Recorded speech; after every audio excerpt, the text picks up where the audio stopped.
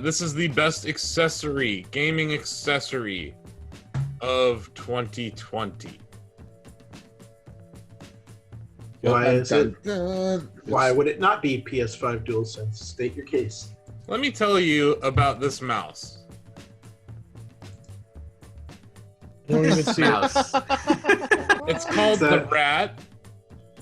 The Mad Catz Rat? Yeah. It's from Mad Catz. And so here's the story. I have a Logitech mouse that finally stopped working after probably 8 years of service. And I went digging through boxes in my house, and I had some stuff from CES. Apparently I have 2 of these mice in my house.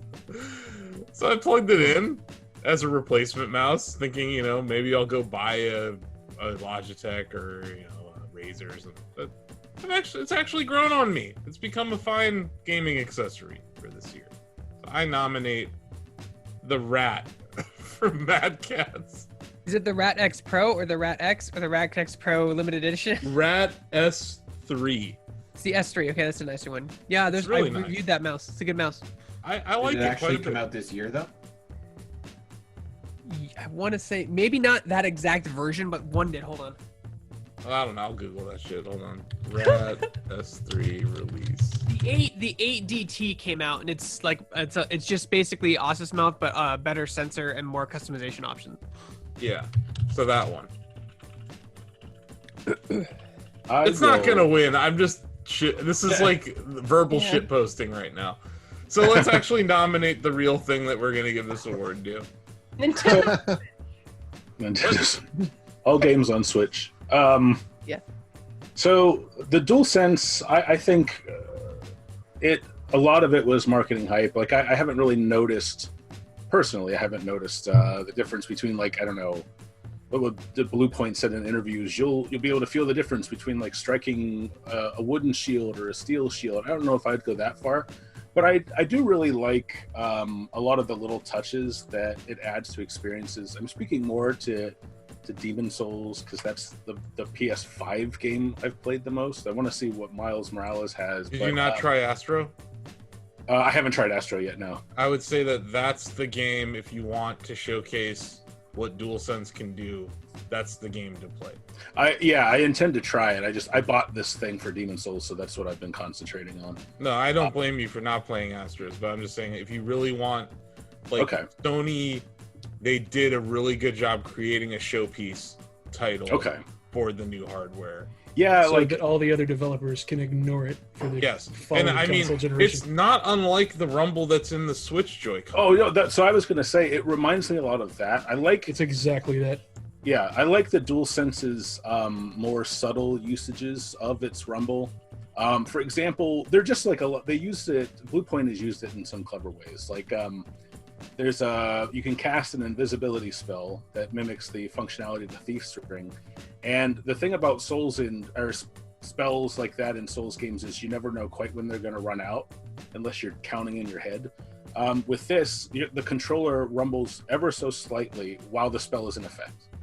And the spell, the rumbling kind of ramps down as the spell cools off and then stops. And so you can actually just touch the controller, feel the controller, and be like, oh, okay, I need to like duck around a corner or this mob's going to see me. Just little things like that. Also, curse weapon, like, or if you use a lot of the spell buffs for your weapon, the controller will pulse while the buff is active, so that if you're in the heat of battle and don't really pay a lot of attention to the coloring on your weapon, you still know, like, oh, this is about to run out. It just ran out. I just think the DualSense is kind of cool, and I'm looking forward to digging into Astro, because I know that game is kind of a showpiece for the controller. And I'd also be interested to hear if Miles Morales does anything with the DualSense as well. I like, I guess probably the biggest integration of the DualSense and Miles Morales, David, is when you swing and use the triggers. It's not too heavy, but you can feel a bit of a drawback, I guess, from the triggers as he kind of pulls on the webs. The shooting arrows in Demon Souls is a bit like that too. I like that. Okay.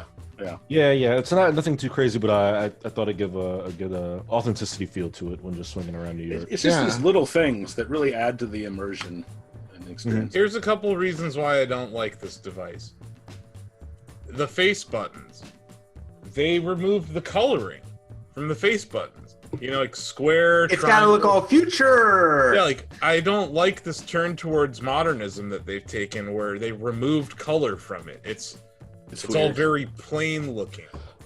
Whereas, like when I think of like the triangle button on a PlayStation, I think of green. You know, like I don't like that they removed the color from the buttons.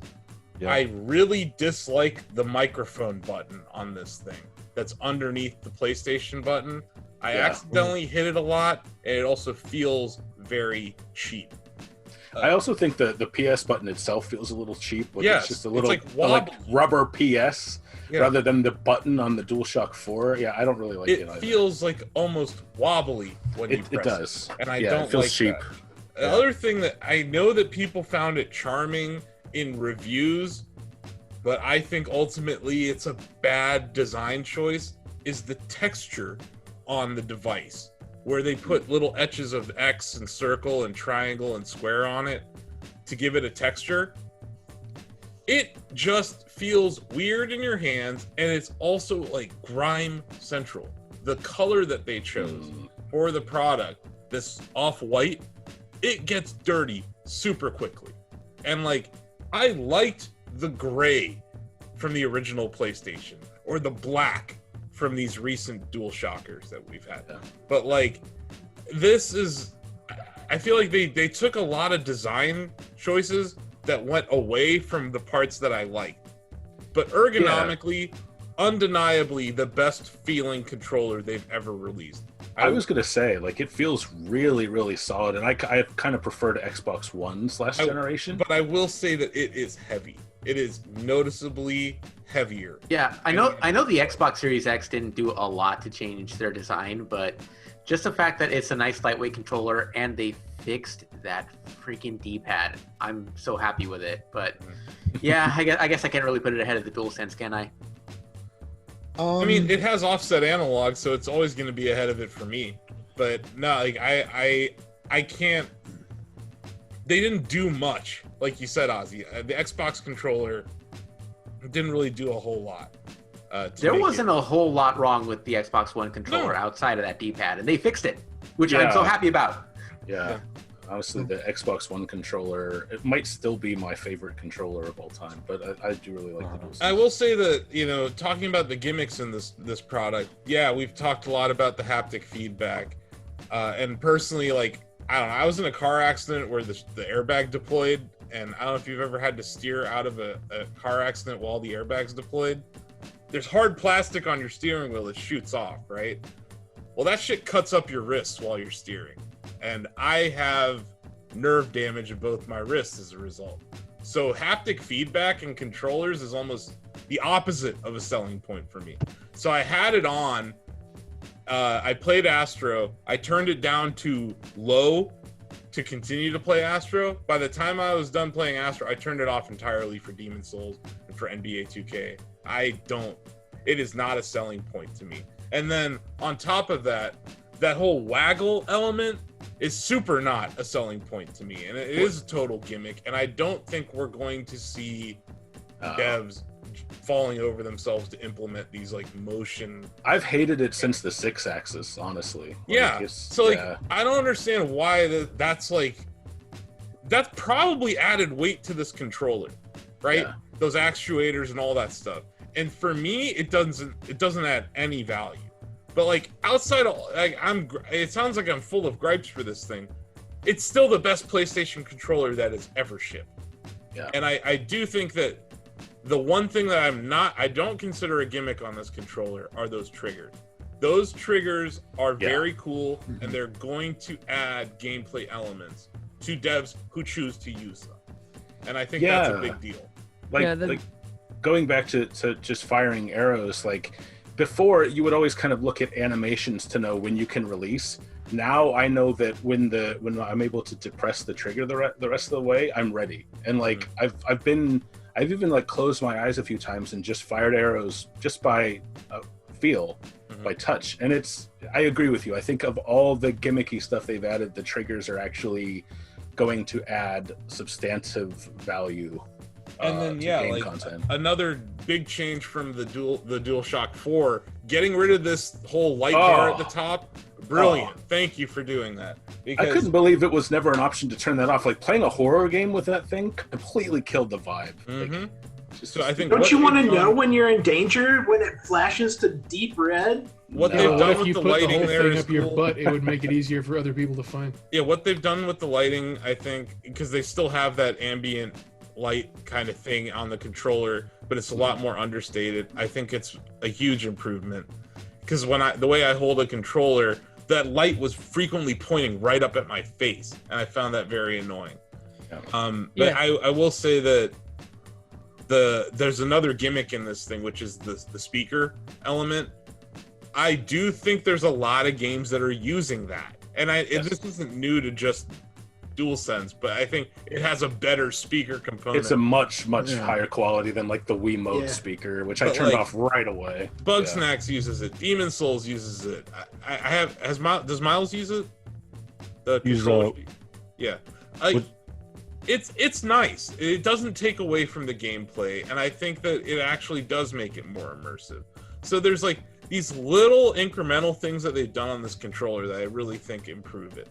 I think the design too. I mean, it's ballsy to change its a controller's design so drastically, because the PS controller has, other than like the touchpad and the speaker, has remained mostly the same, like the design of it, like, you know. But now this one looks drastically different than every other DualShock ever released, and it takes courage to do that, you know, especially since you had the argument for years about which controller was better, you know. Well, I would say that like the DualShock 3 was horribly uncomfortable. I didn't like the DualShock 2.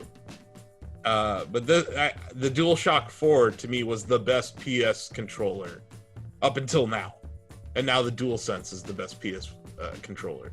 I still don't know if I like the touchpad. That applies to the DualShock 4, but I just don't know that I've ever found value in the touchpad. But that might just be me. I mean, I agree with you, David, but I like the design of this touchpad, and I like the swiping, the tactile. Actually, swiping the touchpad for Miles Morales, I admit that's a little weird to me. You know what it was, Ozzy? At the time they released the PS4, everyone was worried about iPhone and iPad taking over the world. And they were like, well, we need to put multi-touch in our games. And that was a vehicle for them to do that.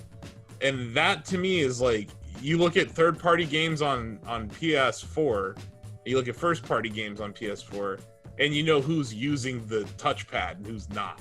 Like, it's not as bad as when they tried to force Kinect integration into the Xbox One launch games. Remember when you had to yell in Dead Rising 3? Like, I was like, what? That's the other thing. The whole blowing on your controller and Astrobot. Yes! I'm like, enough.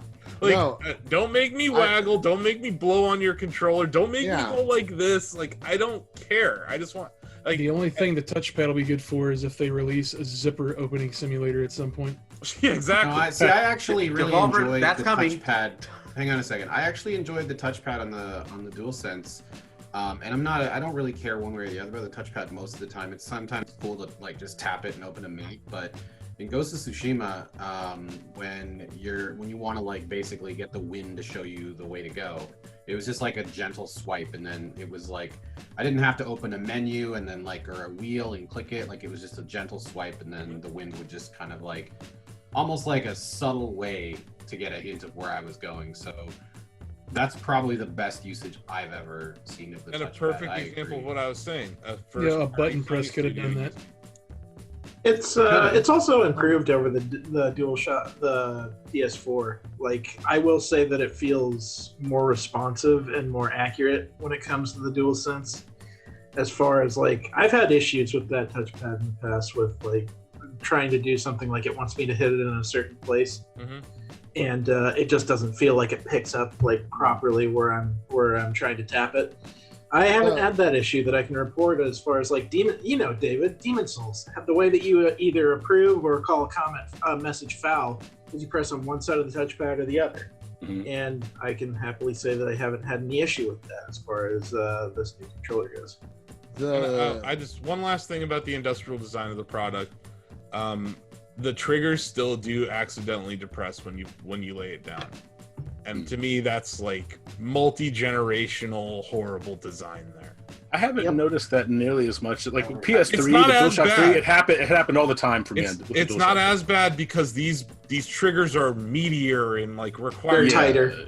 You know, so they don't accidentally depress as often. But I can tell you that while I was playing Demon Souls, I put the controller down a couple times, and my guy would go, you know, like yeah. I did that once, and aggroed my blacksmith had to restart. Yeah, don't attack Stockpile Thomas. Yeah, that's true. Yeah, that's true. Yeah, so that's literally all of my gripes with it. And despite all that, I still think it's probably the best gaming accessory to be released this year. Really quick, I'll just point out, you know, as much as I hate motion controls, the accelerometers and the latency, playing on the PS5, it's like really reactive, you know, noticeably more so than the last generation of controllers. I feel, you know, it's because the Move controllers required cameras, and this doesn't. Like this, I feel like there's some sort of magic happening between Nintendo Switch and PS5, where, you know, back in the Wii days, we all had to have that sensor bar. You know, or in the PS4 days with Move, or even PS3, you needed that the PSI, to accomplish it. The fact that they can accomplish motion capture gaming without a sensor, it speaks to how far haptics have come and how far motion sensors have come. But it's still unnecessary. I don't think you're going to see many games use it. And I think it's going to be a first-party thing. Like, kind of like how Nintendo did 1-2 Switch to show off, well, the Joy-Con can sense when you're eating a hot dog. It's like, okay. It was like, there were things in that were cool. Like, I still like the thing where you could rattle the Joy-Con like a cup and like you felt the balls, feel the ice cubes or whatever. Yeah. But like, it was still like, well, nobody's ever going to use this, but this is neat, you know. Mm-hmm. Yeah. And then out of nowhere, you get Labo, which actually took advantage of a lot of that tech. Yeah. But again, it's like, of course, Nintendo is the one to do that, right? But like, I don't know what the DualSense's Labo is. You know what I mean? Like, I don't know where the hell this thing's going to be used at its fullest ability. I think if they went to Media Molecule and said, come up with something, I feel like they could bring something out within a year. Yeah, and I think Astrobot is a good example of that. Like, they have a first-party studio that works on those games, and that... To me, that's it. Like, they showed you everything this controller can do in that demo. So let's take it to a vote. Yeah. I'll vote for... I'm going to be the first and the bravest. This is a very bold vote, but I'm going for this PS5 controller here. I will also say DualSense. Yeah, despite the fact it doesn't have offset analogs, I got to go for the PS5 controller. I like that. That's what I like about it. It's like the best of both worlds for me. It's like the ergonomic. I love it. Worst. All right. Well, I'm sorry. Is anybody against the DualSense? Like, yes. No, it's DualSense. Okay. I'm voting for the Mad Cats. Meow. Mad Cat's rat. I thought I would hate this mouse, but it's turned out to be one of my favorite mice that I've ever had. That mice is. I remember when you tweeted about that, and you were making fun of it. Yeah. Now I'm like using it every day, like it's no big deal. When Mad Catz makes a version of the rat that plays the 1984 classic Round and Round, I'll vote for it. But until then, I'm going to vote for the DualSense. I just can't in good conscience vote for something that doesn't have offset analogs. Got this Cyberpunk mouse from Razer. Oh yeah? That's nice. Okay, Donovan. PS5 DualSense. DualSense. Bill.